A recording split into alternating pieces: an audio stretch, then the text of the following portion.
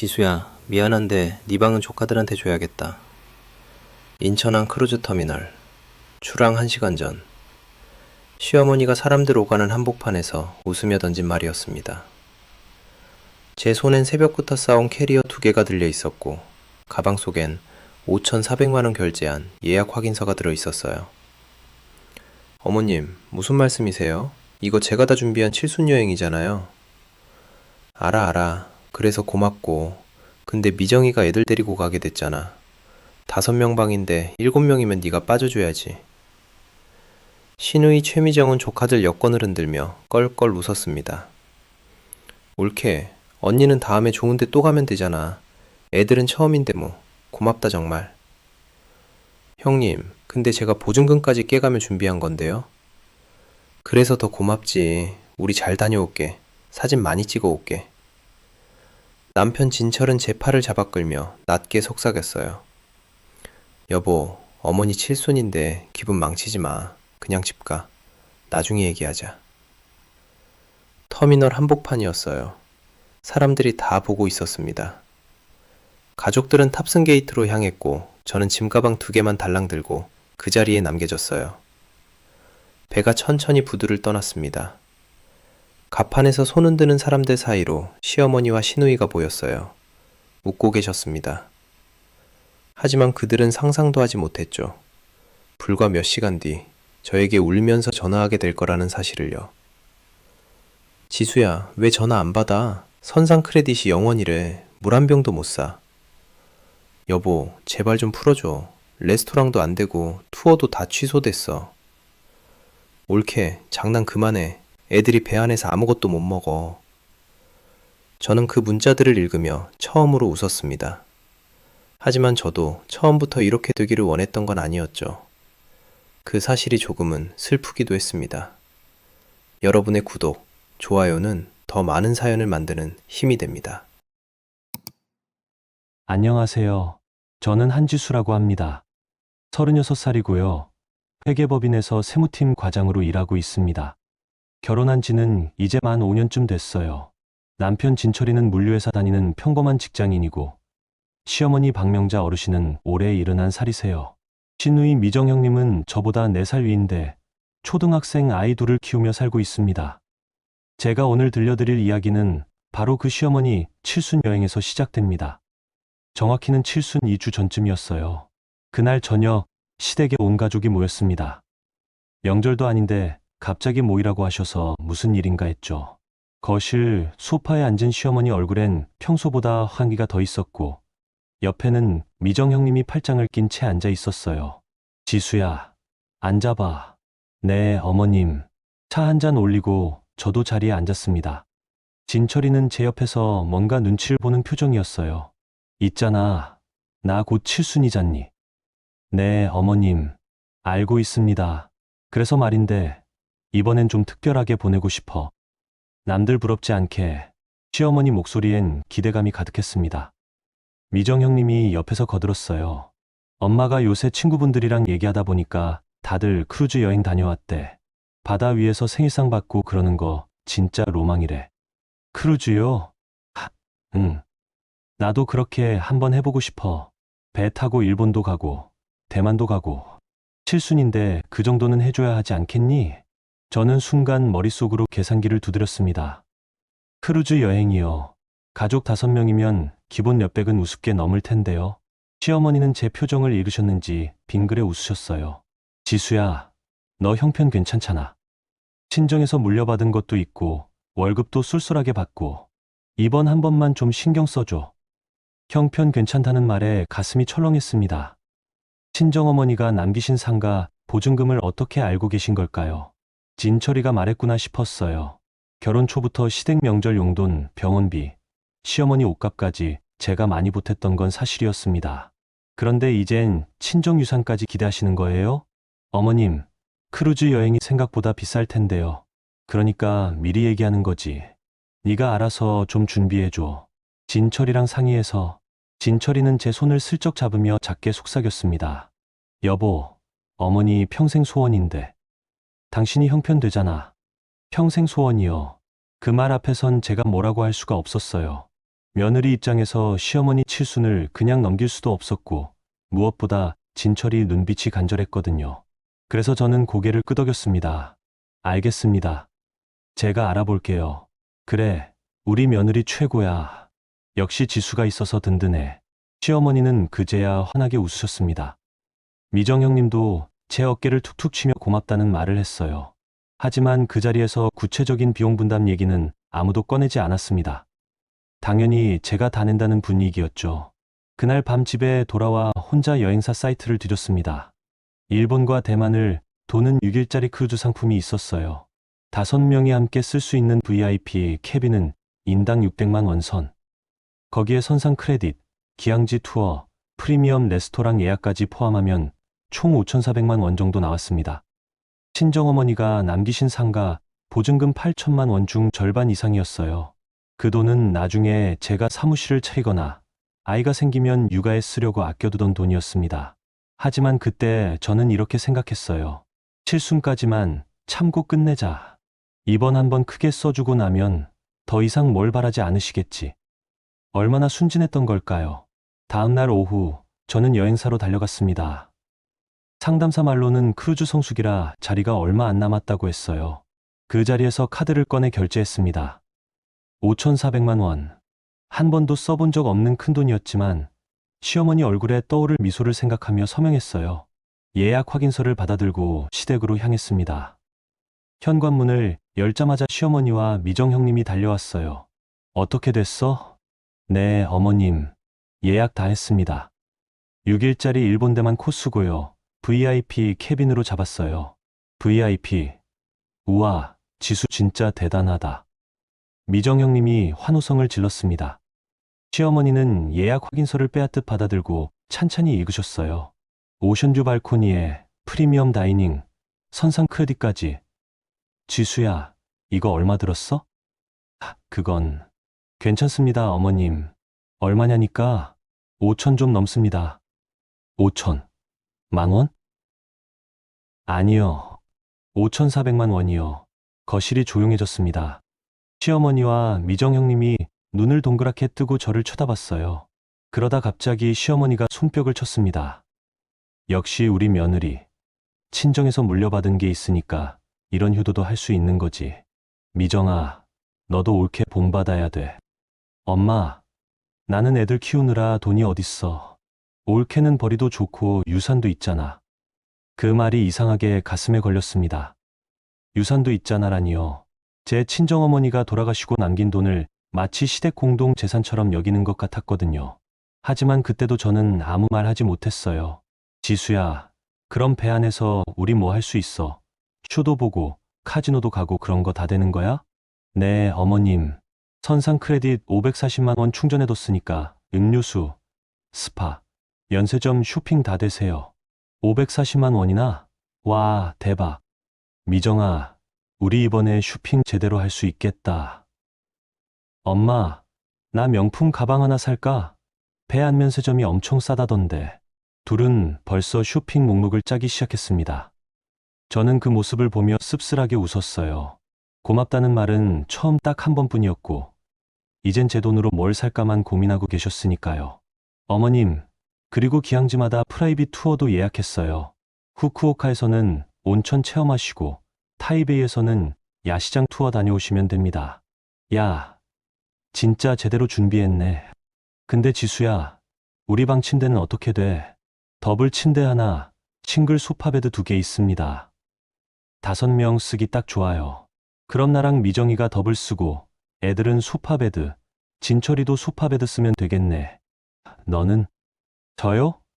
저도 소파베드 쓸게요. 그래. 네가 제일 젊으니까 불편해도 괜찮겠지. 시어머니는 방 배치까지 순식간에 정하셨습니다. 제 의견 따윈 묻지도 않으셨어요. 미정 형님은 옆에서 기항지 지도를 펼쳐보며 신이 나 있었고, 저는 그저 고개만 끄덕였습니다. 그날 저녁 집에 돌아와 진철이한테 물었어요.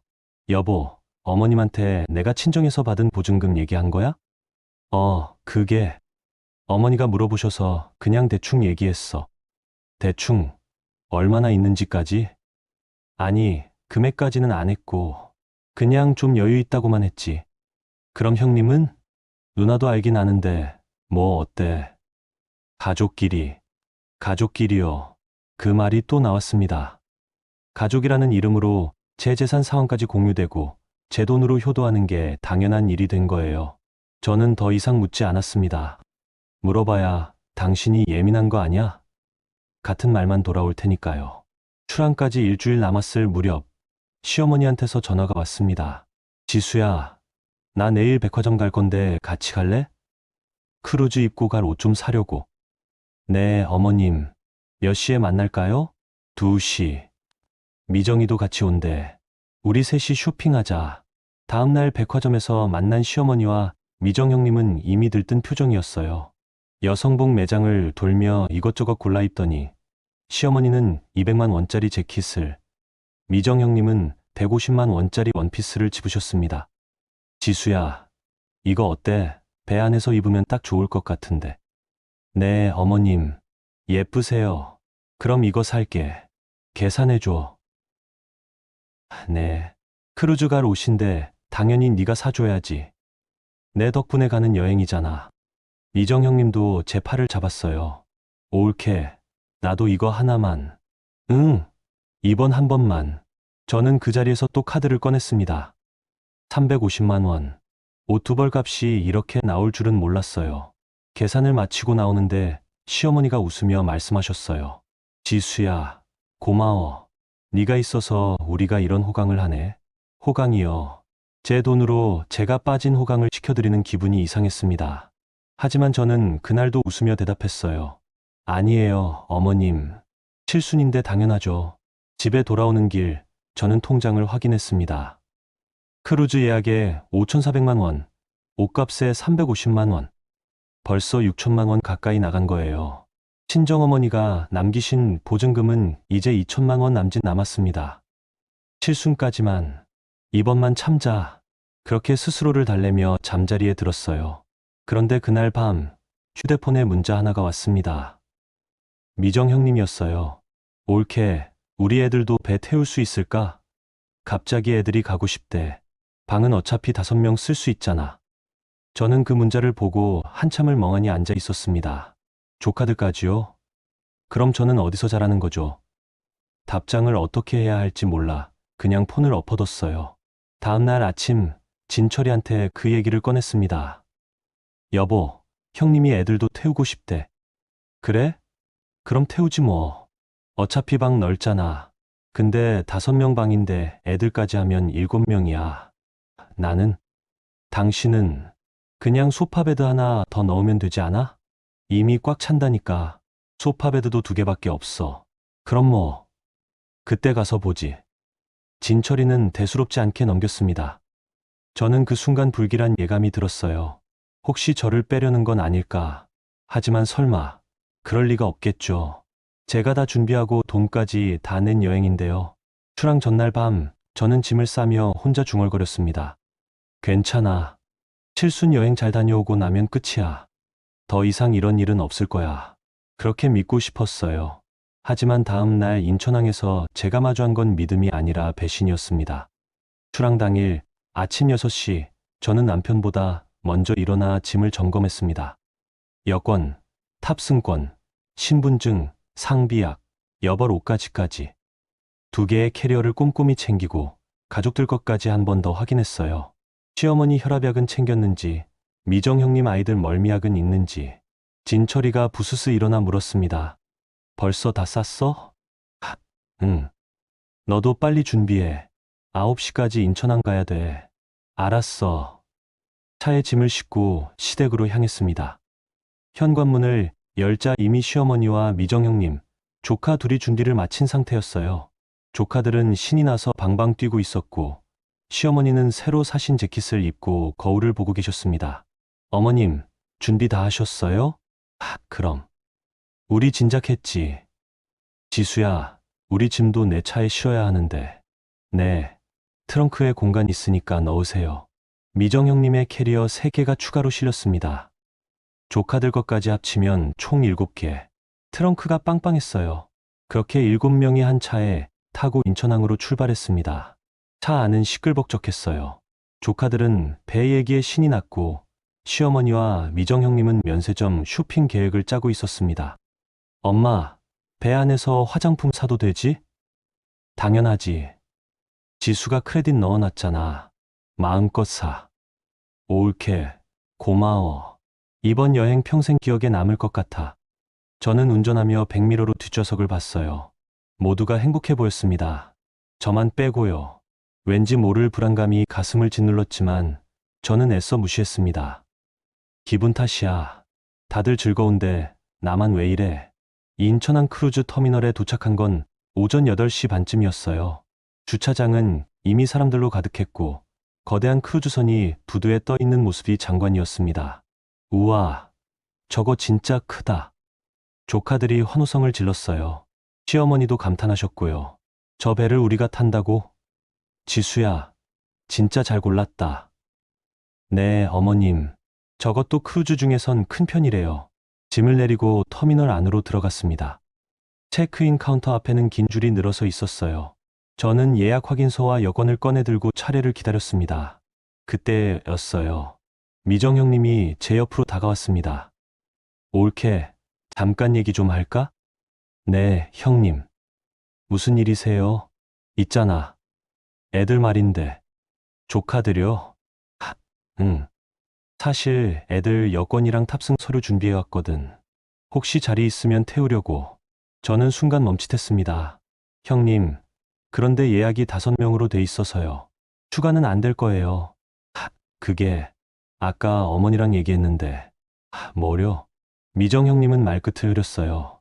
그 순간 시어머니가 다가오셨습니다. 표정이 평소와 달리 단호했어요. 지수야, 미안한데 내 방은 애들한테 줘야겠다. 네. 미정이가 애들 데리고 가게 됐잖아. 5명 방인데 애들까지 하면 7이야. 누군가는 빠져야지. 저는 귀를 의심했습니다. 어머님, 무슨 말씀이세요? 이 여행 제가 다 준비한 건데요. 알아.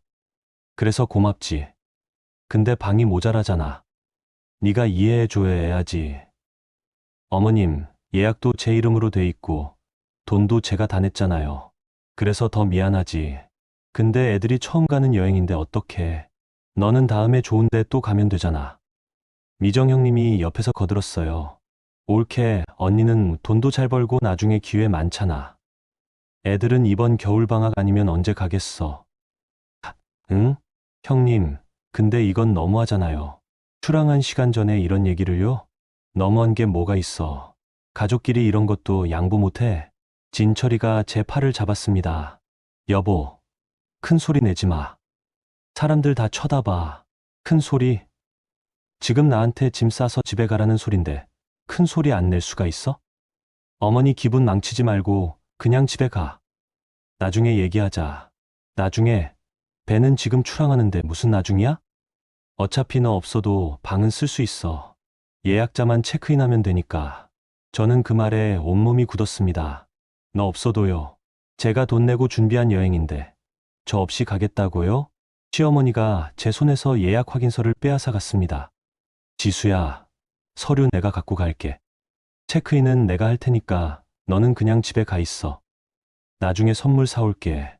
어머님, 이건 제 이름으로 된 거예요. 예약자 이름은 상관없어. 가족이면 다 돼. 여행사에서 그러더라.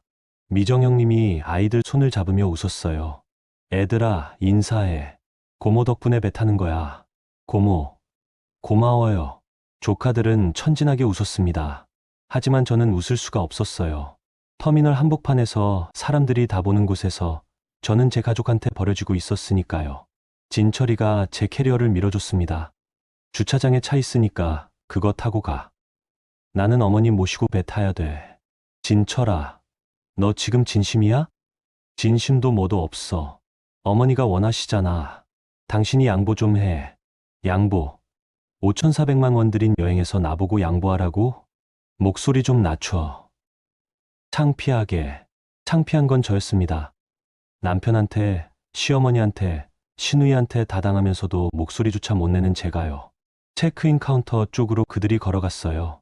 시어머니는 제 예약 확인서를 들고, 미정 형님은 조카들 손을 잡고, 진철이는 캐리어를 끌며 아무도 뒤를 돌아보지 않았습니다. 저는 그 자리에 멍하니 서 있었어요. 손엔 제 캐리어 손잡이가 들려 있었고, 가방 속엔 여권과 제 옷까지만 남아 있었습니다. 사람들이 스쳐 지나갔어요. 설레는 표정으로 배에 오르는 가족들, 손을 흔드는 연인들. 그 사이에서 저는 혼자 남겨진 사람이었습니다. 1시간쯤 지났을까요? 크루즈선의 백고동 소리가 울렸어요. 천천히 부두를 떠나는데 갑판엔 사람들이 손을 흔들고 있었습니다. 저는 그 모습을 바라보며 주머니에서 폰을 꺼냈어요. 진철이한테 온 문자가 하나 있었습니다. 미안. 나중에 설명할게. 일단 집 가 있어. 미안하다고요. 설명하겠다고요. 저는 그 문자를 읽고 피식 웃었습니다. 눈물이 아니라 웃음이 나왔어요. 아, 이 사람들은 진짜구나. 진짜 저를 이렇게 버릴 수 있는 사람들이구나. 가족이라는 이름으로 제 돈을 쓰고 제 자리를 빼앗고 제 마음은 신경 쓰지 않는 사람들. 저는 터미널 벤치에 앉아 가방을 열었습니다. 그 안엔 여행 서류 사본이 들어 있었어요. 저는 항상 원본과 사본을 따로 보관하거든요. 회계사 습관이죠. 예약 확인서, 결제 내역서, 탑승자 등록 정보. 모든 건 제 이름으로 돼 있었습니다. 결제자도 저, 예약자도 저, 선상 크레딧 명의도 저. 그 순간 저는 깨달았어요. 내가 바보였구나. 참으면 사랑받을 줄 알았어요. 희생하면 인정받을 줄 알았죠. 하지만 그들은 제 희생을 당연하게 여겼고 제 돈을 공짜로 여겼습니다. 저는 폰을 들고 여행사 번호를 찾았어요. 그리고 전화를 걸었습니다. 여보세요. 크루즈 예약 문의드리려고요. 네, 고객님.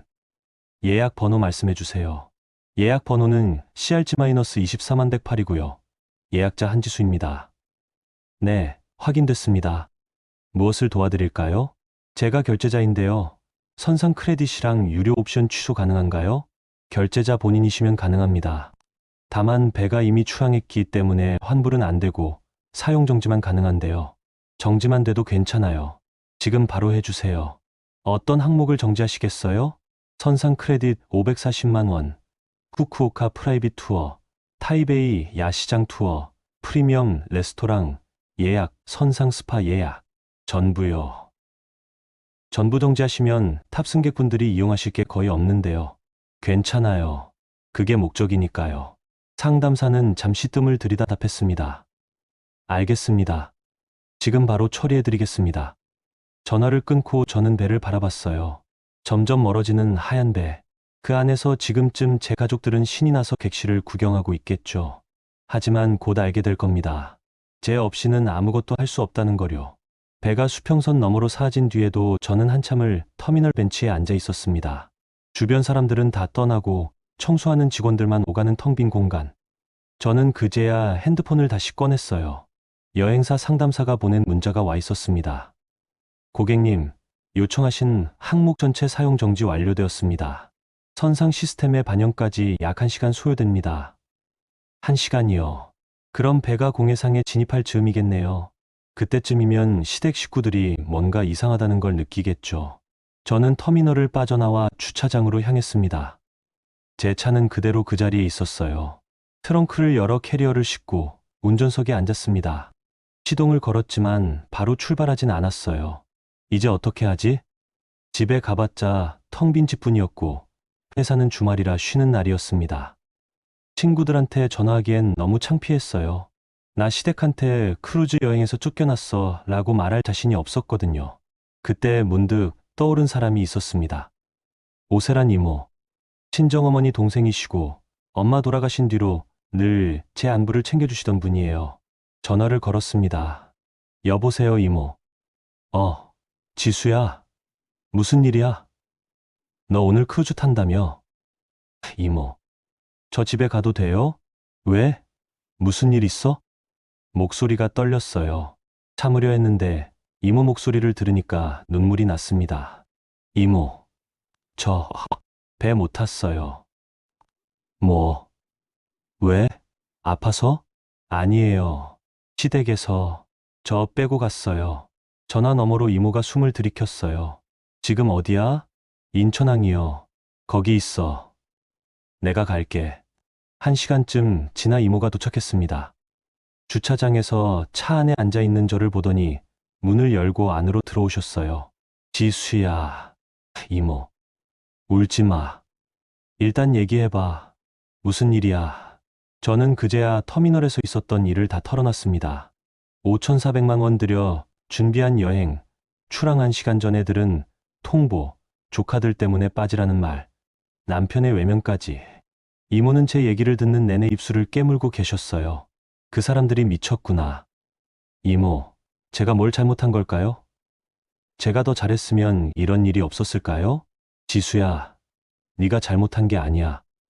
네가 참아서 가족이 된 게 아니라 참았기 때문에 만만해진 거야. 이모의 말이 가슴에 박혔습니다. 이모, 근데 저 어떡해요? 배는 떠났고, 돈은 이미 다 나갔고, 돈은 돌려받을 수 있어. 아니, 최소한 본때는 보여줄 수 있지.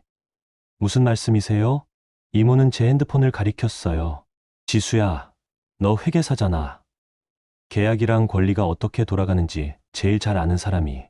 예약이 내 이름이면 결제자 권한이 있는 거 아냐? 그건 맞는데요. 그럼 그 권한을 써. 지금 당장. 저는 이미 선상 크레딧과 투어를 취소했다고 말했어요. 이모는 고개를 끄덕였습니다. 잘했어. 근데 그것만으론 부족해. 더 확실하게 해야 돼. 뭐려? 증거 모아. 네가 얼마를 냈는지, 누가 결정했는지, 누가 널 배제했는지 전부 기록으로 남겨. 이모는 차에서 내려 근처 카페로 저를 데려갔어요. 따뜻한 차 한 잔을 앞에 놓고 이모는 노트북을 꺼내셨습니다. 자, 지금부터 정리해보자. 네가 시댁한테 쓴 돈 전부. 저는 노트북 앞에 앉아 지난 5년을 되짚기 시작했어요. 은행 앱을 열고 카드 내역을 확인하고 송금 기록을 하나씩 찾아냈습니다. 명절 용돈, 시어머니 병원비, 시아버지 장례비, 시누이 아이들 학원비 보조, 시댁 보일러, 교체 비용, 시어머니 백내장 수술비, 미정 형님 대출 이자, 그리고 이번 크루즈 여행비와 옷값까지. 숫자가 쌓였습니다. 500만 원, 1200만 원, 800만 원, 300만 원. 마지막 합계를 보고 저는 숨이 멎었어요. 총 1억 4천만 원. 이모, 제가 5년 동안 이렇게 썼어요? 이모도 놀란 표정이었습니다. 지수야, 이건 헌신이 아니라 착취야. 근데 가족이니까. 가족이면 뭐든 되는 줄 알아? 내 친정에서 물려받은 돈까지 시댁 돈처럼 여기고 내 월급까지 당연하게 쓰고. 이게 가족이야? 저는 대답할 수 없었어요. 이모가 제 어깨를 잡았습니다. 지수야, 이제 그만 참아. 네가 무너지기 전에 끝내. 어떻게 해요? 법적으로 정리해. 이혼도 고려하고 쓴 돈도 따지고. 더 이상 이 사람들한테 끌려다니지 마. 이혼이요. 그 단어를 듣는 순간 가슴이 철렁했습니다. 하지만 동시에 이상한 해방감도 느껴졌어요. 이제 안 해도 되는구나 하는 안도감이요. 이모, 근데 저 혼자 할 수 있을까요? 넌 할 수 있어. 아니, 해야 돼. 내 인생이잖아. 이모는 지인 변호사 연락처를 건네주셨어요. 월요일에 여기 전화해봐. 상담 받고 준비해. 일단 오늘은 우리 집 가서 쉬자. 이모, 고마워요. 고마워할 거 없어. 네, 엄마가 살아계셨으면 진작에 이혼시켰을 거야. 이모 집으로 가는 차 안에서 핸드폰이 울렸어요. 진철이었습니다. 저는 받지 않았어요. 문자가 왔습니다. 여보, 배 탔어. 방 진짜 좋다. 너도 왔으면 좋았을 텐데. 왔으면 좋았을 텐데요. 저를 쫓아내놓고 하는 소리가 그거였어요. 저는 답장하지 않았습니다. 이모 집에 도착해 짐을 풀고 침대에 누웠어요. 천장을 보며 생각했습니다. 이제 어떻게 될까? 배 위에선 지금쯤 시댁 식구들이 뭘 하고 있을까요? 혹시 선상 크레딧이 막힌 걸 알았을까요? 투어 예약이 취소된 걸 발견했을까요? 핸드폰을 보니 미정 형님한테서도 문자가 와 있었어요. 올케, 고마워. 애들이 진짜 좋아해. 다음에 맛있는 거 살게. 다음에 맛있는 거요. 5,400만 원짜리 여행을 맛있는 거로 갚겠다고요. 저는 그 문자를 읽고 폰을 엎어뒀습니다. 그날 밤 잠이 오지 않았어요. 이모가 차려준 저녁도 제대로 못 먹었습니다. 머릿속엔 온통 터미널에서의 그 순간만 떠올랐어요. 내 방은 애들한테 줘야겠다. 너는 다음에 가면 되잖아. 당신이 양보 좀 해. 그 말들이 귓가에 맴돌았습니다. 하지만 이제 저는 알았어요. 양보가 아니라 포기였다는 걸. 제가 포기할수록 그들은 더 많이 가져갔다는 거요. 다음 날 아침, 이모가 아침을 차려주셨어요. 지수야, 잠은 잤어? 네, 이모. 근데 배 위에선 어떻게 됐을까요? 곧 알게 될 거야. 일단 밥 먹어. 밥을 먹는데 핸드폰이 울렸습니다. 진철이었어요. 이번엔 전화였습니다. 저는 받지 않았어요. 곧 문자가 왔습니다. 여보, 전화 좀 받아. 급해. 급하다고요. 뭐가 급한 걸까요? 저는 문자를 지우고 밥을 계속 먹었습니다. 오전 10시쯤 시어머니한테서 전화가 왔어요. 역시 받지 않았습니다. 문자가 왔습니다. 지수야, 전화 좀 받아봐. 배에서 문제 생겼어. 문제요. 드디어 알아챈 모양이었어요. 저는 문자를 읽고 미소를 지었습니다. 이모가 물었어요. 뭐래? 배에서 문제 생겼대요. 그래? 이제 시작이네. 이모, 근데 제가 너무 잔인한 걸까요? 잔인한 건 그 사람들이야. 넌 그냥 내 권리를 행사한 거야.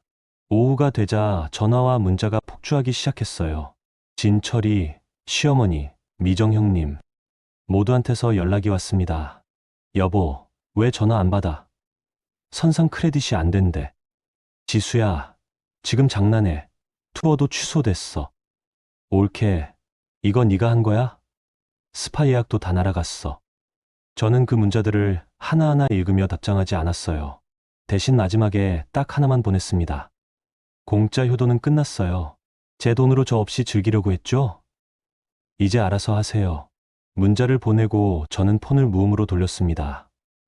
이모가 제 등을 두드려 주셨어요. 잘했어, 지수야. 이제 시작이야.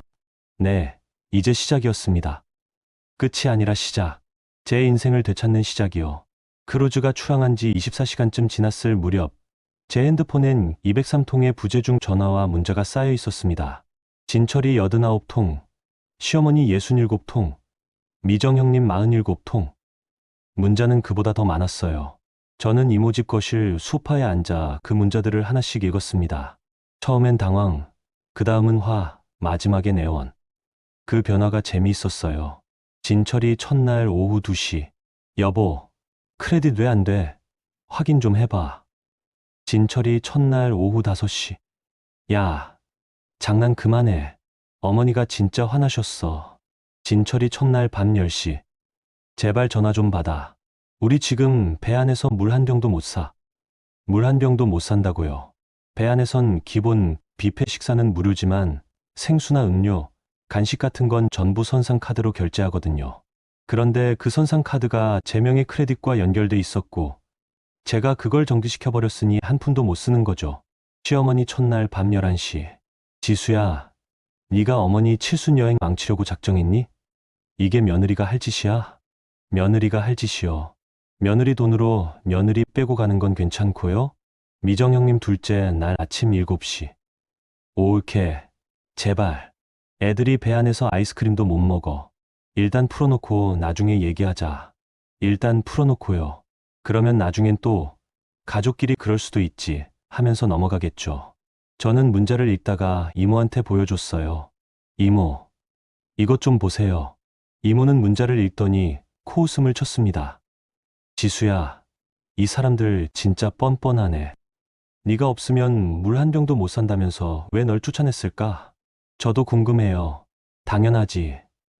내 돈만 필요했지 넌 필요 없었으니까. 이모 말이 맞았어요. 그들에게 제 존재는 중요하지 않았어요. 제 지갑만 중요했죠. 진철이 둘째 날 오후 1시. 야, 한지수, 진짜 끝까지 이럴 거야? 어머니가 배 안에서 사람들 앞에서 망신당했어. 레스토랑 입장도 막히고 스파 예약도 취소됐대. 네가 이렇게까지 할 거야? 저는 그 문자를 읽고 답장을 쓰려다가 멈췄어요. 뭐라고 해야 할까요? 당연하다고 할까요? 더 당해봐라고 할까요? 이모가 옆에서 말씀하셨어요. 답장하지 마. 무시하는 게 제일 아파. 네, 이모. 저는 폰을 내려놓고 노트북을 열었어요. 월요일 변호사 상담을 위해 자료를 정리하고 있었거든요. 5년간 시댁에 쓴 돈, 진철이가 제 동의 없이 사용한 카드 내역, 시어머니가 제 친정 유산을 언급한 대화 녹음까지. 그 중에서 가장 결정적인 건 진철이가 시어머니한테 보낸 카톡이었어요. 제가 몰래 진철이 폰을 확인했을 때 캡처해뒀던 거였습니다. 진철이 시어머니 2달 전. 어머니, 지수 장모님 돌아가시고 상가 보증금 8천 받았대요. 나중에 필요하시면 말씀하세요. 시어머니 진철이. 그래, 우리 며느리 효자네. 칠순 여행 때 좀 써도 되겠다. 진철이 시어머니. 네, 제가 잘 얘기해 볼게요. 잘 얘기해 보겠다고요. 제 허락도 없이 제 유산을 시댁 계획에 넣어버렸던 거예요. 그 문자를 보는 순간 저는 확신했습니다. 이 결혼은 끝났구나. 둘째 날 저녁 여행사 제휴 담당 윤석범 팀장한테서 전화가 왔어요. 과장님, 저 윤석범입니다. 아, 팀장님. 무슨 일이세요? 혹시 지금 시간 괜찮으세요? 크루즈건으로 여쭤볼 게 있어서요. 네, 괜찮아요. 배에서 여러 건의 컴플레인이 들어왔는데요. 탑승객분들이 크레딧이랑 예약이 전부 취소됐다고 항의하시더라고요. 혹시 과장님이 요청하신 건가요? 네, 제가 했습니다. 아, 그렇군요. 사정이 있으신 건가요? 저는 간단히 설명했어요. 제가 전액 결제했는데 탑승 당일 가족들이 저를 배제하고 떠났다고. 윤석범 팀장은 한숨을 쉬었습니다. 과장님, 그건 정말 심하네요. 근데 문제가 하나 있어요. 뭔데요? 배가 지금 공해상이라 환불이나 재설정이 불가능합니다. 과장님이 정지시킨 항목은 항해 내내 복구가 안 돼요.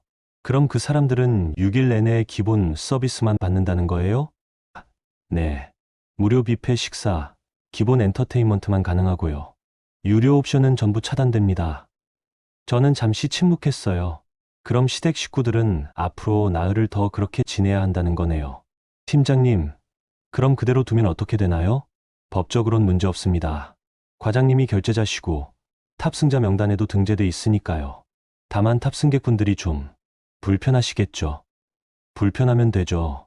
저도 터미널에서 엄청 불편했으니까요. 윤석범 팀장은 작게 웃었어요. 과장님, 제 입장에선 몰아드릴 말씀이 없네요. 응원하겠습니다. 고맙습니다, 팀장님. 전화를 끊고 이모한테 말씀드렸어요. 이모, 6일 내내 복구 안 된대요. 잘 됐네. 그 사람들 제대로 맛 좀 봐야 해. 밤이 깊어지자 문자가 더 급해졌어요.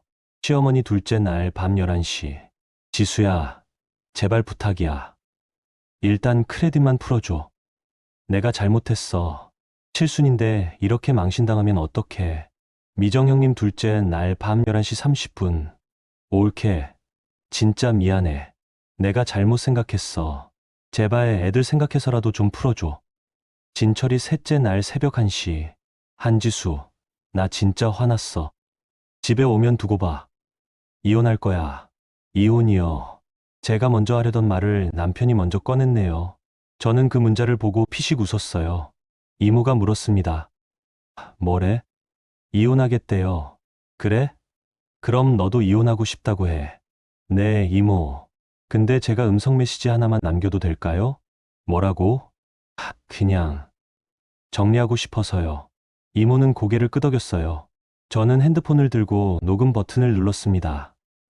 여러분, 저 한지수입니다. 5,400만 원 들여 준비한 칠순 여행에서 출항 1시간 전에 쫓겨났습니다. 제 방은 조카들한테 줘야 한다고 하더니 저 없이 배를 탔죠. 그래서 제가 할 수 있는 걸 했어요. 제 돈으로 결제한 모든 혜택을 정지시켰습니다. 선상 크레딧, 투어, 레스토랑, 스파 전부요. 공짜 효도는 끝났어요. 여러분도 배 안에서 잘 지내시길 바랍니다. 아, 그리고 진철 씨. 이혼 얘기 먼저 꺼내줘서 고마워요. 저도 그러고 싶었거든요.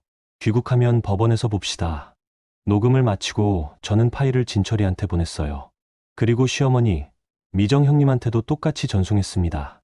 문자를 보낸 뒤 저는 폰을 끄고 침대에 누웠어요.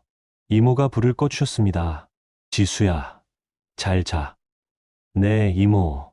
근데요. 응? 저 지금 속이 시원해요. 그렇지? 네, 진짜요. 그날 밤 저는 결혼 후 처음으로 편하게 잠들었습니다. 누군가의 눈치를 보지 않아도 되는 밤이었으니까요. 크루즈가 떠난 지 사흘째 되는 날, 저는 이모 집 작은 방에서 노트북과 서류, 더미에 파묻혀 있었습니다. 결혼 후 5년간의 금융거래 내역, 시댁 관련 지출, 진철이 명의로 긁은 제 카드 내역까지 엑셀 시트에 정리하니 숫자가 무섭게 커졌어요. 총 지출 1억 4,283만 원. 그중 시댁 직접 지출이 9,800만 원, 진철이가 제 동의 없이 사용한 금액이 2,100만 원, 공동생활비 명목으로 제가 일방적으로 부담한 금액이 2,383만 원. 저는 그 숫자를 보며 한참을 멍하니 앉아 있었어요. 5년 동안 제 월급과 친정유산이 어디로 갔는지 이제야 알겠더라고요. 이모, 이거 좀 보세요. 이모가 노트북을 들여다보더니 혀를 찼습니다. 지수야, 이건 결혼 생활이 아니라 봉사활동이었네. 그러게요. 근데 이모, 여기서 더 문제가 있어요. 저는 진철이 카톡 캡처본을 보여드렸어요. 2달 전 진철이가 시어머니한테 보낸 메시지였습니다. 진철이 시어머니, 어머니, 지수 장모님 돌아가시고 상가 보증금 8천 받았대요. 나중에 필요하시면 말씀하세요. 이모 얼굴이 굳었어요. 이게 뭐야? 내 엄마 유산을 시댁 돈처럼 떠벌린 거야? 네. 그리고 이거 보세요. 저는 1달 전 미정 형님과 시어머니의 대화도 보여드렸어요. 미정 시어머니. 엄마, 올케 친정에서 돈 받았다며? 우리 애들 학원비 좀 보태달라고 해봐. 시어머니 미정. 그래, 내가 얘기해 볼게. 지수가 워낙 착하니까 거절 못해. 이모는 핸드폰을 내려놓으며 깊은 한숨을 쉬었어요. 지수야, 이 사람들 진짜 가족이 맞아? 내 엄마 유산을 자기들 용돈처럼 여기네. 저도 이거 보고 충격받았어요. 그래서 어쩔 거야? 이혼할 거예요. 그리고 쓴 돈 중 부당한 부분은 다 정산받을 거예요. 이모는 제 손을 잡았습니다. 잘 생각했어. 네, 엄마가 살아계셨으면 이 꼴 못 봤을 텐데. 내가 대신해서라도 도와줄게. 고마워요, 이모. 그날 오후, 저는 이모가 소개해준 법률사무소를 찾아갔어요. 김민정 변호사님이라는 분이셨는데, 가정사건 전문이라고 하셨습니다. 한지수 씨 맞으시죠? 앉으세요. 네, 변호사님. 오세란님한테 대략 들었어요. 크루즈 여행에서 쫓겨나셨다고요? 네, 출항 1시간 전에 통보받았어요. 저는 준비해간 서류를 꺼내 책상 위에 펼쳤습니다. 크루즈 예약 확인서, 결제 내역서, 5년간 시댁 지출 내역, 진철이 무단카드 사용 내역, 그리고 진철이와 시댁의 대화 캡처본까지. 김민정 변호사는 서류를 하나씩 검토하더니 고개를 끄덕였어요. 정리를 정말 잘하셨네요. 회계사시라고 들었는데 역시 직업병이죠. 좋아요. 이 정도면 이혼 소송에서 유리합니다. 특히 배우자 동의 없이 사용한 카드 내역이랑 장모님 유산을 시댁과 공유한 대화 기록은 결정적이에요. 그럼 제가 쓴 돈도 일부 돌려받을 수 있나요? 전부는 어렵지만 부당이득 부분은 청구할 수 있어요. 특히 배우자가 동의 없이 사용한 금액이랑 시댁 직계 가족 아닌 친인척에게 지출한 금액은 청구 가능합니다. 얼마나 받을 수 있을까요? 보수적으로 잡아도 3천만 원은 가능할 것 같고요. 재판 과정에서 배우자 귀책 사유가 명확해지면 더 받으실 수도 있어요. 3천만 원이요. 1억 4천만 원 중엔 적은 금액이지만 그래도 제 권리를 찾는 거잖아요. 변호사님, 그럼 어떻게 진행하면 되나요? 일단 이혼 수장부터 준비하겠습니다. 귀책 사유는 배우자의 경제적 배신 및 가족 간 신뢰 파괴로 잡을게요. 재산 분할 청구도 함께 진행하고요. 언제쯤 소장 넣을 수 있어요? 이번 주 안에 준비해서 다음 주 초에 제출할 수 있어요. 근데 한씨, 남편분이 귀국하고 나서 협의 이혼 시도해 보실 생각은 없으세요? 없어요. 협의하면 또 제가 양보하게 될 거예요. 김민정 변호사는 빙그레 웃었어요. 그럼 바로 소송으로 가겠습니다. 준비 잘하셨으니 걱정 마세요. 사무실을 나와 이모한테 전화했어요. 이모, 소장 준비 시작했어요. 잘했어, 지수야. 이제 돌아올 수 없는 다리 건넌 거야. 네.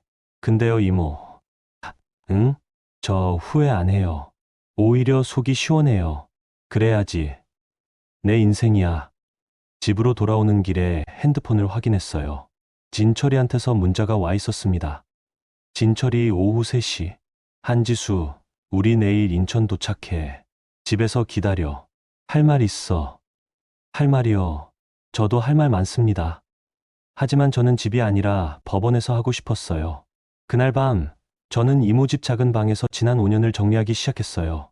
시댁과 찍은 사진들, 명절 선물 영수증, 병원비 납부 확인서. 추억이 아니라 증거로 남은 것들이었습니다. 사진 한 장 한 장 넘기며 저는 생각했어요. 나 왜 이렇게 살았지? 웃고 있는 사진 속 제 얼굴은 행복해 보였지만 눈은 웃지 않았어요. 시어머니 칠순 때 찍은 사진, 미정 형님 아이들이랑 놀이공원 간 사진, 시댁 가족여행 사진. 전부 제가 돈 내고 제가 준비한 자리였지만 저는 늘 사진 구석에 서 있었습니다. 이제 안 그래도 돼. 사진을 정리하고 서류 가방에 넣었어요. 내일 변호사 사무실에 추가로 제출할 자료였습니다. 그날 밤 잠들기 전 저는 친정어머니 영정 사진을 봤어요. 이모 집 작은 선반 위에 모셔둔 사진이었습니다. 엄마, 제가 잘하고 있는 거 맞죠? 엄마는 대답하지 않았지만 저는 알았어요. 엄마가 남기신 유산을 지키는 게 맞다는 거요. 다음 날 아침 진철이한테서 전화가 왔어요. 여보, 우리 지금 인천항 도착했어. 너 어디야? 저는 받지 않았습니다. 대신 문자를 보냈어요. 저 집 안 가요. 이혼 소장 준비 중이에요. 변호사 통해서 연락하세요. 곧 전화가 다시 왔지만 받지 않았어요. 시어머니한테서도 문자가 왔습니다. 시어머니, 지수야, 우리 지금 집 왔는데 너 어디 갔어? 얘기 좀 하자. 얘기요. 무슨 얘기를 하고 싶으신 걸까요? 미안했다고요? 아니면 네가 오버한 거다라고요? 저는 답장하지 않고 변호사 사무실로 향했어요. 오늘 소장 최종 검토를 하기로 했거든요. 사무실에 도착하니 김민정 변호사가 서류를 펼쳐놨어요. 1시, 이혼 소장 초안 나왔어요. 한번 확인해 보세요. 저는 서류를 받아들고 읽기 시작했어요. 이혼 청구 사유, 1점 배우자의 경제적 회신 및 신뢰 파괴, 2점 배우자 가족의 원고에 대한 지속적 모욕 및 인격 침해, 3점 혼인 관계 유지 불가능한 사유, 재산 분할 및 손해배상 청구, 부당 지출 정산 3,200만 원, 위자료 1,000만 원. 서류를 다 읽고 저는 펜을 꺼냈어요. 변호사님, 여기 서명하면 되나요? 네. 서명하시면 내일 법원에 제출할게요. 저는 펜을 들고 제 이름을 썼습니다. 한지수. 5해 동안 누군가의 며느리였던 이름이 아니라 이제 제 인생의 주인이 될 이름이요. 서명을 마치고 일어서는데 핸드폰이 울렸어요. 진철이었습니다. 이번엔 받았어요. 여보세요. 한지수, 너 지금 뭐 하는 거야? 이혼 소장. 진짜 미쳤어. 미친 건 당신이에요. 진철 씨. 5년 동안 제 돈으로 살면서 저한테 한 게 뭐예요? 우리 가족이잖아. 가족이면 인천항에서 버려도 돼요? 제 친정 유산을 시댁 돈처럼 떠벌려도 되고요? 그건 법원에서 봐요. 변호사 통해서 연락하세요. 전화를 끊고 저는 변호사한테 웃으며 말했어요. 변호사님, 빨리 진행해 주세요. 알겠습니다. 힘내세요. 1시. 사무실을 나와 이모한테 전화했어요. 이모, 소장 냈어요. 그래? 이제 진짜 시작이네. 네. 근데 저 떨려요. 괜찮아. 네가 옳은 일 하는 거야. 핸드폰을 끊고 하늘을 올려다봤어요. 맑은 가을 하늘이었습니다. 5년 만에 처음 보는 자유로운 하늘 같았어요. 크루즈 귀국 당일, 저는 인천항 입국장 카페에 앉아 있었습니다. 이모가 함께 와주셨어요.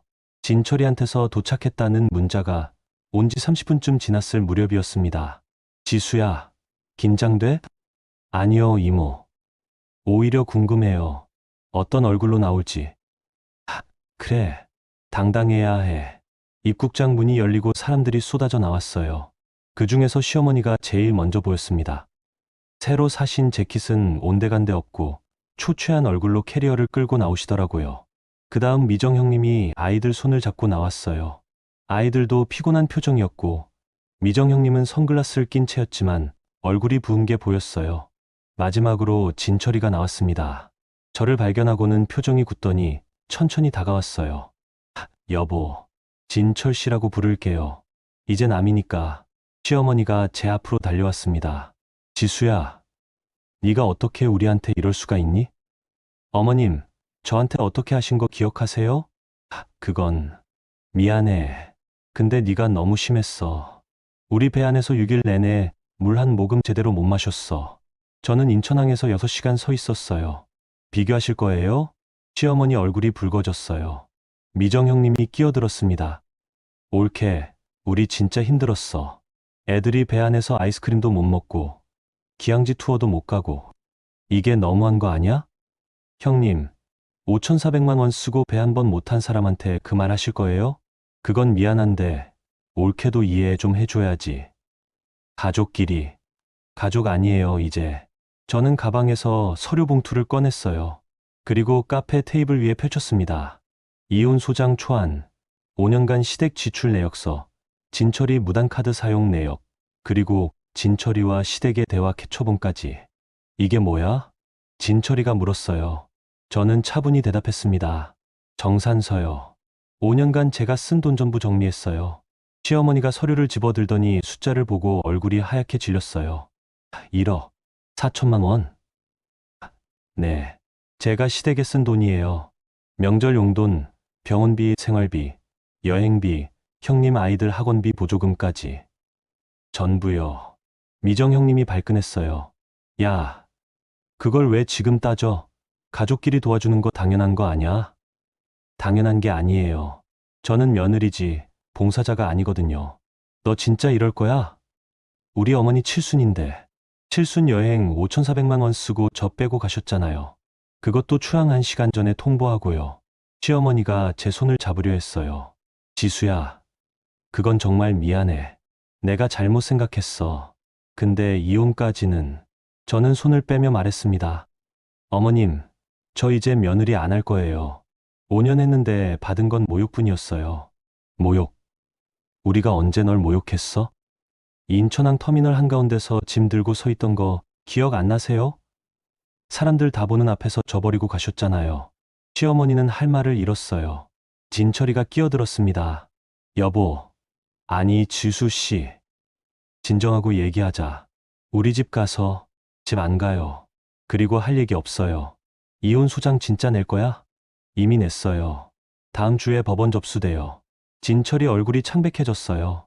미쳤어. 우리 5년 살았는데 그냥 끝낼 거야? 5년 동안 저한테 해준 게 뭔데요? 제 돈 쓰고, 제 희생받고, 끝에 져버렸잖아요. 그건 어머니가. 어머니, 핑계 대지 마세요. 당신도 똑같았어요. 인천항에서 제 팔 뿌리치고 어머니 편들었잖아요. 진철이는 아무 말도 못했어요. 저는 서류를 다시 가방에 넣으며 말했습니다. 그리고 여기 있는 대화 기록 보세요. 제 친정 유산을 시댁 돈처럼 떠벌린 것도, 형님이 제 돈으로 애들 학원비 보태달라고 한 것도 전부 증거 있어요. 미정 형님이 벌떡 일어났어요. 야, 그게 무슨 소리야?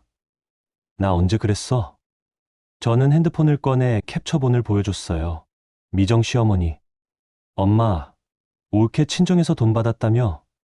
우리 애들 학원비 좀 보태달라고 해봐. 미정 형님 얼굴이 빨개졌어요. 이걸 어떻게 봤어? 내 카톡을. 진철 씨 폰에 있더라고요. 엄마 유산 얘기하시면서 시어머니가 주저앉으셨어요. 지수야, 제발. 우리 이렇게 끝내지 말자. 내가 정말 잘못했어. 어머님, 잘못하신 거 아세요? 그럼 왜 배 탈 때는 모르셨어요? 그건. 그리고 제가 크레딧 끊었을 때도, 투어 취소됐을 때도 전화하셨잖아요. 미안하다고는 안 하시고, 일단 풀어놔 그러셨죠. 시어머니는 고개를 숙였어요. 저는 이모를 돌아봤습니다. 이모. 가요. 그래. 지수야. 일어서려는데 진철이가 제 앞을 막았어요. 한지수, 너 진짜 이혼할 거야? 후회 안 해? 후회는 당신이 하세요. 5년 동안 아내 희생으로 산 거. 난 너 사랑했어. 사랑이요? 사랑하는 사람을 인천항에 버리고 가요? 진철이는 할 말을 잃었어요. 저는 그를 지나쳐 입국장을 빠져나갔습니다. 주차장으로 가는 길, 뒤에서 미정 형님이 소리쳤어요. 올케, 너 이러면 우리 가족 다 망가져. 저는 돌아보지 않고 대답했습니다. 이미 망가졌어요. 제가 없을 때 말이에요. 차에 타고 시동을 거는데 이모가 제 손을 잡았어요. 지수야, 괜찮아? 네, 이모. 속 시원해요. 그래. 이제 진짜 끝났다. 차를 출발하며 백미러로 입국장을 봤어요. 시어머니와 미정 형님, 진철이가 멍하니 서 있었습니다. 초췌하고 당황하고 어찌할 바를 모르는 얼굴들이었어요. 저는 그 모습을 보며 피식 웃었습니다. 이제 시작이야. 이혼 소장이 법원에 접수되고 사흘이 지났을 무렵 진철이한테서 만나자는 문자가 왔어요. 저는 변호사와 상해 후 시댁 근처 카페에서 만나기로 했습니다. 공개된 장소에서 녹음기를 켠 채로요. 약속 시간에 도착하니 진철이가 먼저 와 있었어요. 핸드폰을 만지작거리다가 저를 보더니 일어났습니다. 왔어. 네. 저는 맞은편에 앉았어요. 진철이는 커피를 권했지만 저는 거절했습니다. 할 얘기만 하고 갈게요. 지수야. 지수 씨라고 해요. 진철이는 한숨을 쉬었어요. 알았어, 지수 씨. 우리 정말 이혼해야 해? 네. 나 진짜 반성하고 있어. 인천항에서 그런 건 정말 미안해. 미안하다고 끝나요? 그럼 어떻게 하면 돼? 내가 뭘 해야 내 마음이 풀려. 저는 가방에서 서류를 꺼냈어요. 이거 보세요. 뭔데? 5년간 제가 시댁에 쓴 돈, 당신이 제 동의 없이 쓴 돈, 그리고 당신이 시어머니한테 보낸 카톡이요. 진철이는 서류를 펼쳐보더니 얼굴이 굳었어요. 이걸 어떻게, 당신 폰 비번 알잖아요. 12만 3,456점, 5년 동안 안 바꿨더라고요. 너 내 폰을 몰래 봤어? 몰래 본 게 문제예요. 제 친정 유산을 시댁 공금처럼 떠벌린 게 문제죠. 진철이는 할 말을 잃었어요. 저는 서류 중 한 장을 집어들었습니다. 여기 보세요. 지수 장모님 돌아가시고 상가 보증금 8천 받았대요. 나중에 필요하시면 말씀하세요. 이게 당신이 어머님한테 보낸 문자예요. 그건 제 허락도 없이 제 유산을 시댁 돈처럼 말한 거잖아요. 가족이니까 공유한 거지. 뭐가 문제야? 가족이요? 가족이면 인천항에서 버려도 돼요? 진철이는 입을 다물었어요. 저는 다른 서류를 꺼냈습니다. 그리고 이건 형님이 어머님한테 보낸 문자예요. 올케 친정에서 돈 받았다며? 우리 애들 학원비 좀 보태달라고 해봐. 이것도 가족이라서 괜찮아요? 누나가 그런 건 나도 몰랐어. 몰랐어요? 그럼 이건 뭐예요? 저는 또 다른 캡처본을 보여줬어요. 진철이 미정. 누나, 지수 돈 좀 있으니까 필요하면 말해. 내가 얘기해 볼게. 진철이 얼굴이 창백해졌어요. 이건 당신도 똑같았어요. 제 돈을 시댁 공금처럼 여기고 저는 그냥 지갑으로 본 거죠. 아니야, 나는 그만해요. 변명 듣기 싫어요. 저는 서류를 다시 가방에 넣으며 일어섰어요. 진철 씨, 이혼은 확정이에요. 재산 분할이랑 위자료 청구도 진행할 거고요. 지수 씨, 제발 한 번만 더 기회 줘. 기회는 5년 동안 드렸어요. 더 이상 없어요. 카페를 나서는데 진철이가 뒤따라왔어요. 지수 씨, 우리 어머니는 어떻게? 칠순 여행 망친 것 때문에 친척들한테 엄청 욕먹고 계셔. 저는 돌아봤어요. 그건 제 문제가 아니에요. 어머님이 선택하신 거예요. 너무해. 우리 가족 다 무너지는데 전 이미 무너졌어요. 인천항에서요. 저는 더 이상 대꾸하지 않고 차에 탔습니다. 백미러로 보니 진철이가 주저앉아 머리를 감싸고 있었어요. 다음 날 변호사 사무실에서 시어머니한테 전화가 왔다는 연락을 받았어요. 한씨, 시어머니께서 사무실로 전화하셨어요. 뭐라고 하시던가요? 한번 만나고 싶다고 하시더라고요. 지수 씨 연락처가 막혀 있어서 저한테 연락하셨대요. 만날 필요 없어요. 그래도 한 번쯤은 들어보시는 게. 변호사님, 만나면 또 제가 져요. 5년 동안 그렇게 살았어요. 김민정 변호사는 잠시 침묵하다 말했어요. 알겠습니다. 그럼 제가 거절 의사 전달할게요. 하지만 시어머니는 포기하지 않으셨어요. 이모 집으로 찾아오셨거든요. 초인종이 울렸을 때 이모가 문을 열었어요. 누구세요? 저, 지수 시어머니입니다. 지수 좀 만나고 싶어서요. 이모는 저를 돌아봤어요. 저는 고개를 끄덕였습니다. 들어오세요. 시어머니는 거실 소파에 앉으셨어요. 크루즈 탈 때처럼 화려한 모습은 아니었어요. 수수한 옷에 화장기 없는 얼굴이었습니다. 지수야, 어머님. 나 정말 미안해. 인천항에서 그런 건 내가 정말 잘못했어. 이제 와서 미안하다고 하시면 어떡해요? 나도 알아. 늦은 거. 근데 지수야, 우리 이혼만은 막아보자. 응? 왜요? 어머님한테 제가 뭐예요? 시어머니는 한참을 말없이 있다가 입을 열었어요. 넌 우리 가족이잖아. 가족이요? 가족한테 그렇게 해요? 나도 칠순이라고 기분이 들떠서. 미정이가 애들 데리고 가고 싶다니까 네가 양보해 줄 줄 알았어. 양보가 아니라 희생이었어요. 5,400만 원 쓰고 배 한 번 못한 게 양보예요? 시어머니는 고개를 숙였어요. 미안해. 진짜 미안해. 어머님, 저 5년 동안 1억 4천만 원 썼어요. 시댁에요. 뭐, 명절 용돈, 병원비, 여행비, 형님 아이들 학원비까지 전부 제 돈이었어요. 시어머니 얼굴이 하얗게 질렸어요. 그렇게 많이? 네. 그리고 진철 씨가 제 친정 유산을 어머님한테 말한 것도 알아요. 나중에 필요하면 쓰라고 하셨죠? 그건 가족끼리 도울 수도 있는 거 아니야? 제 허락도 없이요? 시어머니는 할 말을 잃었어요. 저는 차분히 말을 이었습니다. 어머님, 저 이제 며느리 안 할 거예요. 5년이면 충분했어요. 지수야, 제발. 나 이제 친척들한테 손가락질 받고 있어. 칠순 여행 며느리 돈으로 가놓고 며느리 빼고 갔다고 다들 욕해. 그건 어머님이 하신 일이잖아요. 나도 알아. 내가 잘못했어. 근데 이혼까지는. 어머님, 전 이미 결심했어요. 시어머니는 눈물을 흘리기 시작했어요. 지수야, 나 정말 반성하고 있어. 제발 한 번만 용서해줘. 저는 그 눈물을 보며 생각했어요. 예전 같으면 또 무너졌겠죠. 어머님이 우시네. 내가 너무한 건가 하면서요. 하지만 이젠 아니었어요. 어머님, 저 이제 안 울어요. 어머님 눈물에도 안 흔들려요. 지수야. 그리고 이혼은 제가 결정한 거예요. 되돌릴 생각 없어요.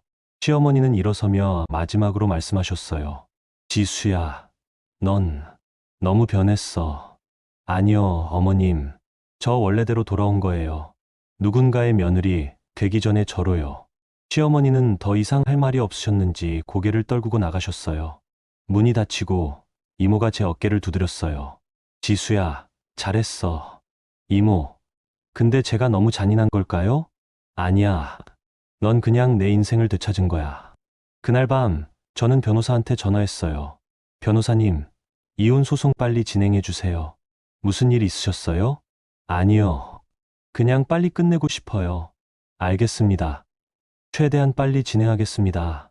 전화를 끊고 창밖을 봤어요. 서울의 야경이 반짝이고 있었습니다. 이제 곧 끝나. 새로운 시작을 위한 끝이요. 한 달 뒤, 가정법원 조정실. 저는 김민정 변호사와 함께 앉아 있었고, 맞은편엔 진철이와 그의 변호사가 있었어요. 조정 담당 판사가 서류를 검토하며 말했습니다. 양측 모두 이혼 의사가 확실하신 것 같은데, 재산 분할과 위자료 부분에서 합의가 안 되는 거죠? 네, 판사님. 진철이 변호사가 말했어요. 원고 측에서 청구하신 3,200만 원 재산 분할은 과도합니다. 혼인 기간 중 지출은 부부 공동 생활을 위한 것이었고, 김민정 변호사가 끼어들었어요. 판사님, 제출한 증거 자료 보시면 아시겠지만, 원고가 지출한 금액 중 상당 부분이 피고 가족에게 직접 지출된 것입니다. 시댁 직계의 가족 병원비, 시누이 자녀 학원비, 그리고 이번 크루즈 여행비까지요. 그건 가족 간 도움이었고, 피고는 원고 동의 없이 원고명의 카드를 사용했고, 원고의 친정 유산 정보를 시댁 가족과 공유하며 사용 계획을 세웠습니다. 제출한 대화 기록이 이를 증명합니다. 판사는 서류를 넘기며 진철이를 봤어요. 최진철 씨, 이 대화 기록이 사실입니까? 네. 장모님 유산을 시어머니와 공유하신 것도요? 그건 가족이니까. 원고 동의는 받으셨나요? 진철이는 고개를 숙였어요. 아니요. 판사는 한숨을 쉬었어요. 최진철 씨, 이건 명백한 신뢰 파괴입니다. 혼인 관계에서 배우자 간 신뢰는 가장 중요한 기반인데, 이를 스스로 무너뜨리셨네요. 진철이는 아무 말도 못했어요. 판사가 다시 말했습니다. 조정안을 제시하겠습니다. 재산 분할 2,800만 원, 위자료 800만 원, 총 3,600만 원을 원고에게 지급하는 조건으로 이혼에 합의하시죠. 진철이 변호사가 속삭이더니 고개를 끄덕였어요. 합의하겠습니다. 저도 변호사와 눈을 마주치고 고개를 끄덕였어요. 저도 합의합니다. 좋습니다. 그럼 조정 성립으로 마무리하겠습니다. 양측 서명해 주시죠. 서류에 서명하는 순간 5년간의 결혼이 끝났어요. 진철이는 펜을 내려놓으며 저를 봤습니다. 지수 씨, 할 말 없어요. 이제 남이에요. 정말 후회 안 해. 후회는 당신이 하세요. 조정실을 나와 복도를 걷는데 시어머니와 미정 형님이 기다리고 있었어요. 지수야. 시어머니가 다가왔지만 저는 멈추지 않았어요. 어머님, 이제 며느리 아니에요. 연락하지 마세요. 지수야, 제발. 그리고 혹시 제 연락처로 전화하시면 법적 조치 취할 거예요. 미정 형님이 소리쳤어요. 야, 한지수. 네가 우리 가족 다 망쳤어. 저는 돌아봤어요. 형님, 망친 건 형님들이에요. 저는 그냥 제 인생 되찾은 거예요. 법원을 나와 이모가 기다리는 차로 향했어요. 차에 타자마자 이모가 물었습니다. 어떻게 됐어? 끝났어요, 이모. 이혼 성립했어요. 재산 분할은 3,600만 원 받기로 했어요. 이모는 제 손을 잡았어요. 고생했어, 지수야. 이모, 고마워요. 이모 없었으면 못했을 거예요. 천만에, 네가 용기 낸 거야. 차를 타고 가는데 진철이한테서 문자가 왔어요. 지수 씨, 정말 마지막으로 우리 다시 생각해 볼 수 없을까요? 저는 문자를 읽고 삭제했어요. 그리고 진철이 연락처를 차단했습니다. 시어머니, 미정 형님 연락처도 모두요. 일주일 후 재산 분할금 3,600만 원이 제 계좌로 입금됐어요. 1억 4천만 원에 비하면 적은 금액이지만 그래도 제 권리를 찾은 거였어요. 저는 그 돈으로 작은 세무 컨설팅 사무실을 열었습니다. 회사를 그만두고 제 사업을 시작한 거예요. 사무실 간판에는 이렇게 썼습니다. 한지수 세무회계 사무실. 누군가의 며느리가 아니라 한지수로 사는 삶이요. 개업 첫날 이모가 꽃다발을 들고 찾아왔어요. 지수야, 축하해. 고마워요, 이모. 네, 엄마가 봤으면 좋아하셨을 텐데. 엄마도 보고 계실 거예요. 하늘에서요. 사무실 책상에 앉아 컴퓨터를 켰어요. 첫 고객 상담 일정이 잡혀 있었습니다. 새로운 시작이었어요. 그날 저녁 혼자 사무실에 남아 창밖을 봤어요. 서울의 야경이 반짝이고 있었습니다. 예전엔 누군가를 위해 살았다면 이젠 저를 위해 사는 삶이요. 핸드폰을 꺼내 친정어머니 사진을 봤어요. 엄마, 저 이제 괜찮아요. 엄마가 남긴 유산 지켰어요. 그리고 엄마처럼 강한 사람 됐어요. 사진 속 엄마는 웃고 있었어요. 저도 웃었습니다. 한 달 뒤 우연히 시댁 소식을 들었어요. 이모 친구분이 시어머니를 봤다고 하더라고요. 지수야, 내 시어머니 요새 친척 모임에도 안 나온대. 크루즈 사건 때문에 다들 수군거린다고. 그래요? 그리고 내 시누이도 남편이랑 싸운다던데. 애들 학원비 때문에. 저는 별로 관심 없었어요. 그건 이제 제 문제가 아니었으니까요. 이모, 저 이제 그 사람들 어떻게 되든 상관없어요. 그래, 맞아. 내 인생이 중요하지. 6개월 후 사무실이 제법 자리를 잡았어요. 고객도 늘어나고 수익도 안정됐습니다. 저는 이제 누군가에게 의지하지 않고도 혼자 살아갈 수 있었어요. 어느 날 저녁 사무실 정리를 하는데 문자가 왔어요. 모르는 번호였습니다. 지수 씨, 저 진철입니다. 번호 바꿨어요. 한 번만 만나주실 수 있을까요? 저는 문자를 읽고 바로 차단했어요. 할 얘기 없었거든요. 그날 밤 집에 돌아와 거울을 봤어요. 거울 속 제 얼굴은 예전과 달랐어요. 더 단단해 보였고 더 당당해 보였습니다. 나 참 많이 변했네. 아니, 변한 게 아니라 원래대로 돌아온 거였어요. 누군가의 며느리 되기 전 한지수였을 때로요. 저는 창밖을 보며 생각했어요. 앞으로 어떻게 살까? 답은 명확했어요. 제가 하고 싶은 대로, 제 방식대로 제 인생을 살 거예요. 더 이상 누구의 희생도, 누구의 눈치도 보지 않으면서요. 5,400만 원